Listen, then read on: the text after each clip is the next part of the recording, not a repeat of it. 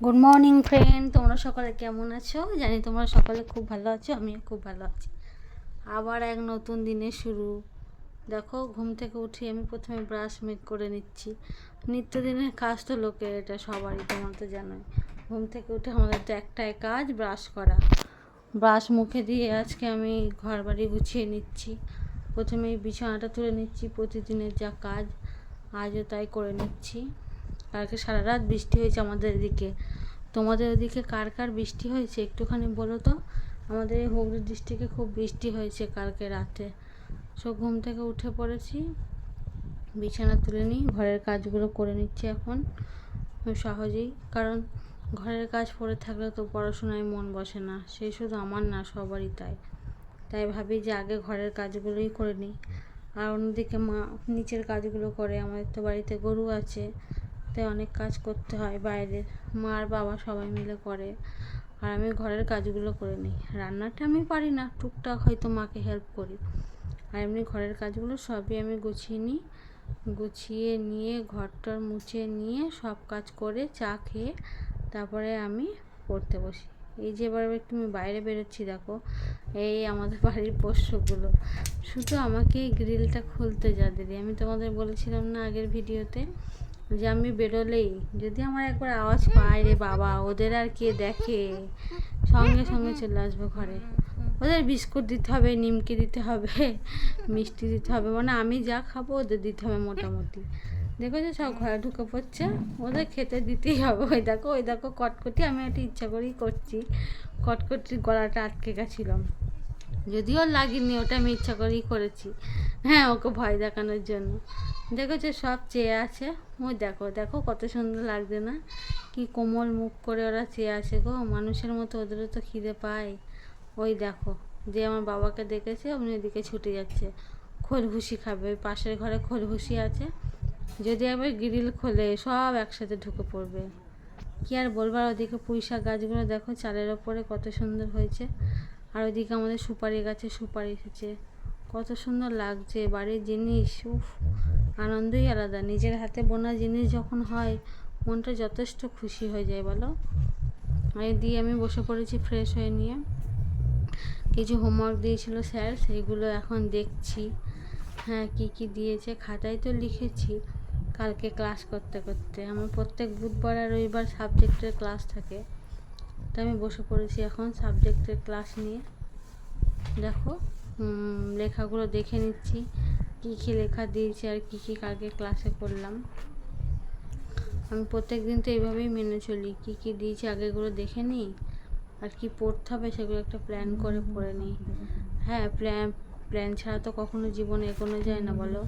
সবসময় তোমরা প্ল্যান করে পড়বে যে আজ এইটা পড়বো, কাল সেটা পড়বো, এরকম করে প্ল্যান করে নেবে। এই টাইমে এই করব, সেই টাইমে সেই করব, সব কিছু প্ল্যান মাফিক করবে, তবে জীবনটা খুব ভালোভাবে চলবে।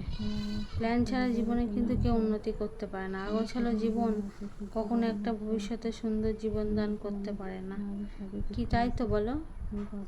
সেই রকমই আমি এই কথাটা মেনে নিজের জীবনকে চালিত করি। তাই আমি আগে স্যারের হোমওয়ার্কগুলো দেখে নিচ্ছি, আর যা যা কালকে ক্লাসে লিখিয়েছে বা করিয়েছে সেগুলো আরেকবার একটু চোখ বুলিয়ে নিচ্ছি। নাহলে সঙ্গে সঙ্গে ক্লাস করার পর যদি সেটা বন্ধ করে দিই আর খুলেও না দেখি, তাহলে সেটা বৃথাই হয়ে যায়। কারণ সেটা কোনো কিছুই একবার আমাদের মাথায় ঢোকে না, যে যত ট্যালেন্টই হোক, তার পরক্ষণে ওটা কিন্তু আমাদের আরেকবার দেখে নেওয়া উচিত যে আজকে ক্লাসে কী হলো বা হতে চলেছে। দেখা হয়ে যাওয়ার পর আমি বসে পড়েছি এবার কী নিয়ে, ব্যাকরণ। দেখেছো, আমি তো প্রত্যেকদিন ব্যাকরণ দিয়েই শুরু করি, রেগুলার তোমাদের বলেইছি। প্রথমে আজকে হোমওয়ার্কগুলো একটু দেখে নিলাম কালকের ক্লাসে, এবার ব্যাকরণ করে নিলাম। ব্যাকরণ তো আমার ডেলিকার রুটিনের মধ্যে সীমাবদ্ধ আছে। আমি প্রথমেই শব্দরূপ ধাতুরূপ করে নিই, প্রত্যেক দিনের মতো আজও তাই করে নিচ্ছি। শব্দরূপ ধাতুরূপ এক একটা এমন শক্ত শক্ত আছে, কি বলবো, হাজারবার পরেও মনে থাকছে না। ধাতুরূপের আবার অনেক নিয়ম আছে। হ্যাঁ, ধাতুরূপের আবার কোনো কোনো ধাতুরূপ পরস্মৈপদী, কোনোগুলো উভয়পদী, কোনোগুলো আত্মনেপদী। আত্মনেপদীটা একটু শক্ত লাগে। আর যে ধাতুগুলো বিশেষ করে উভয়পদী আছে সেগুলো তো আবার দুটো করে রূপ, সেগুলো মনে রাখা খুবই কঠিন। সেইগুলো না শুধু পড়লে হবে না, প্রত্যেকবার লিখে লিখে প্র্যাকটিস করতে হবে। তুমি যাই পড়বে বিশেষ করে শব্দরূপ ধাতুরূপ তুমি যদি লিখে না প্র্যাকটিস করো জীবনে মনে রাখতে পারবে না। তাই তোমরা সবাই পড়ার সাথে সাথে কিন্তু অবশ্যই লিখবে, লেখা ছাড়া কিন্তু কোনো কাজ নেই, ঠিক আছে? সবাই লিখে নিয়ে পড়বে, তাহলে সেটা মনে থাকবে আর চিরদিন মনে মানে কি বলবো, থাকবে বা রাখারও বিষয় হয়ে দাঁড়াবে। আর তোমরা যদি ভাবো যে না লিখবো না, হর করে পড়ে গেলাম, সেটা কিন্তু জীবনে মনে থাকবে না। লেখার ওপরে কিছু নেই, ঠিক আছে? আগে পড়া, তারপরে লেখা, লেখা পড়া, নাহলে কিন্তু কখনোই মনে থাকে না যে কোনো জিনিস। আমরা যদি সেটাকে পড়ার পর লিখি, প্র্যাকটিস করি, দেখবে সেটা আমাদের মাথার মধ্যে ঢুকে যায়। আর ব্যাকরণ এমনই একটা জিনিস, যে কোনো সাবজেক্টের ব্যাকরণটা লিখে লিখে প্র্যাকটিস করলে কিন্তু সব সময় দেখবে উপকার হবে। ব্যাকরণ কখনো পড়ে আত্মস্থ করা যায় না। তোমরা এইভাবে শুরু করো, ব্যাকরণ পড়ে নিলাম, এরপরে আমি ধরবো আপার প্রাইমারির জন্য। তোমরা তো দেখিয়েছি আমি জগন্নাথ জানা স্যারের একটা বই কিনেছি, আর আমার কিছু টেক্সট বুক আছে, ওই টেক্সট বুকগুলো দেখে দেখে আমি 2-3টে বই মিলিয়ে এখন পড়ছি। এর বেশি বই এখন আপাতত কিনছি না, 6 মাসের মধ্যে সিলেবাস কমপ্লিট করব এরকম একটা ডিটারমাইন্ড হয়েছি। দেখা যাক কি হয়, দেখা যাক না, ওটাই করবে। 180 দিনের আমার জার্নি শুরু করেছি। তোমরাও শুরু করে দাও, আর 1 সেকেন্ডও বসে থেকো না। আর কিন্তু সময় নেই হাতে, কারণ পরীক্ষা নোটিফিকেশান দেওয়া মানে কি বলবো, আর সময় হাতে না পাওয়ারই কথা। তা এখন থেকেই শুরু করে দাও, কবে নোটিফিকেশান দেবে, কবে কি হবে, এই ভেবে কিন্তু কেউ টাইম নষ্ট করো না, ঠিক আছে? একদমই বসে থেকো না, একদম না। আজকের পরিশ্রম কিন্তু আগামী দিনের আমাদের সাফল্য, আর সাফল্যই প্রত্যেকটা মেয়ের জীবনে কিন্তু দরকার আজকালকার দিনে।